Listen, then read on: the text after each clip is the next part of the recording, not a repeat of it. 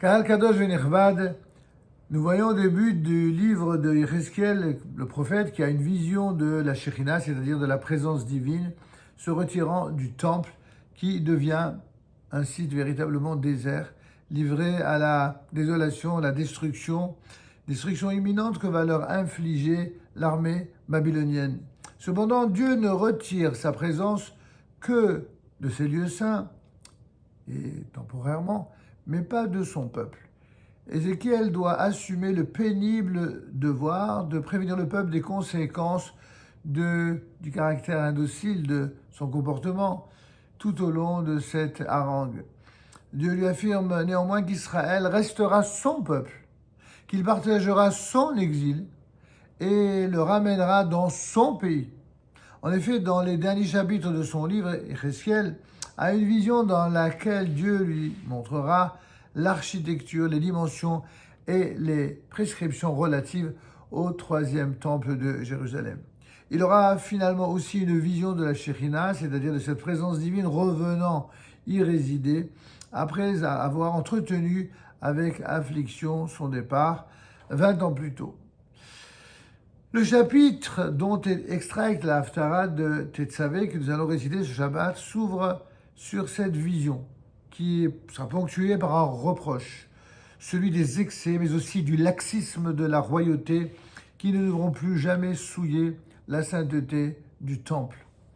La Haftarah proprement dite va débuter au milieu du chapitre par la vision de Yecheskel relative à l'autel sur lequel les enfants d'Israël qui reviendront un jour sur leur terre offriront les sacrifices témoignant du caractère immuable de leur relation avec Dieu.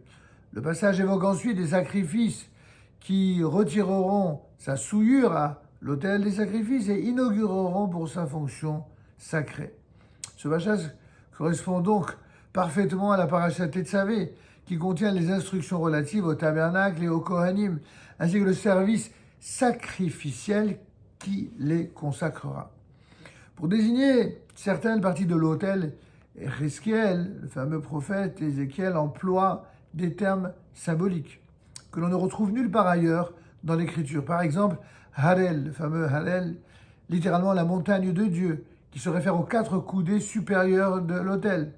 Mais aussi Ariel, littéralement lion de Dieu, désigne le foyer sacrificiel situé au-dessus de l'autel, et Azara, littéralement parvis, qui désigne toute la toiture de l'autel, y compris les passages latéraux destinés aux Kohanim.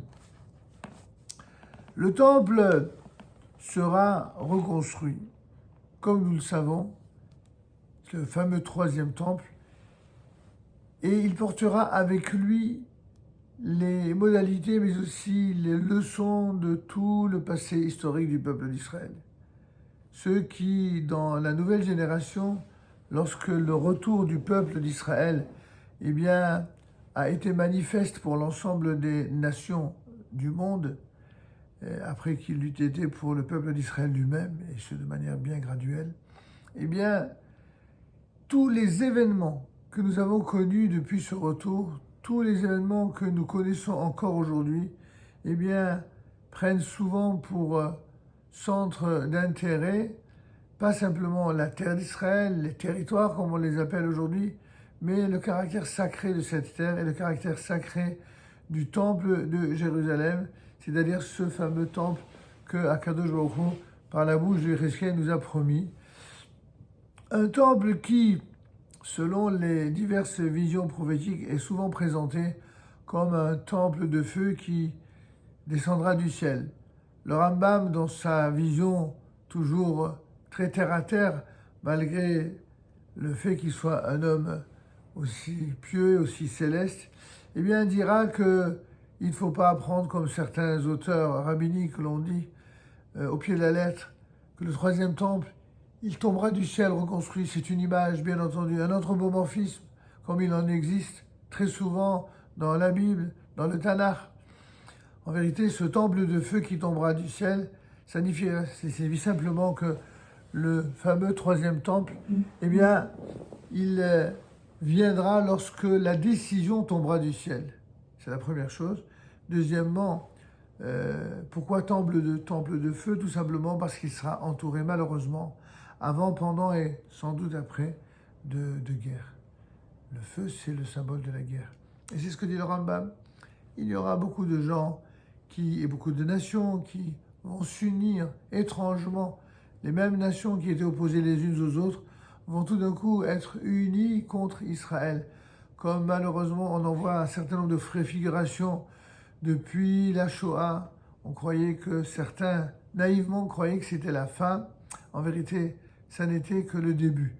Le début de la renaissance du peuple juif sur sa terre, le début de sa reconstruction et le début également de ce qu'on appelle justement les fameux temps messianiques, l'avènement du Mashiach et la reconstruction du temple. Dans quel ordre cela se fera? Ça n'est pas toujours évident à déterminer puisque les auteurs rabbiniques ne sont pas tous d'accord sur l'ordre qui suivra. Certains sont toujours plus sûrs que d'autres, mais en vérité, quand on étudie bien le Rambam, quand on étudie bien tous les grands maîtres d'Israël sur cette question, on voit que les choses ne se réaliseront de manière manifeste que lorsqu'elles se réaliseront. Alors il faut rester avec cette confiance, cette foi, cette émouna, que Akadosh Baruch Hu, eh bien, tout ce qui nous amènera dans nos vies, en tant qu'individu, en tant que nation, en tant que peuple, jusqu'à l'avènement du Mashiach, jusqu'à la reconstruction du temple de Jérusalem, pour jouir des bienfaits du troisième temple de Jérusalem, eh bien tout, absolument tout, ne sera que pour servir l'objectif, que pour le bien, non seulement le bien du peuple juif sur sa terre, mais le bien du peuple juif en général, et à travers lui, le bien de l'humanité tout entière, cause aussi sacrée que éternelle pour le peuple juif, notamment en Israël, mais également en dehors d'Israël. Ne l'oublions jamais. Shabbat, Shalom, Umevorach.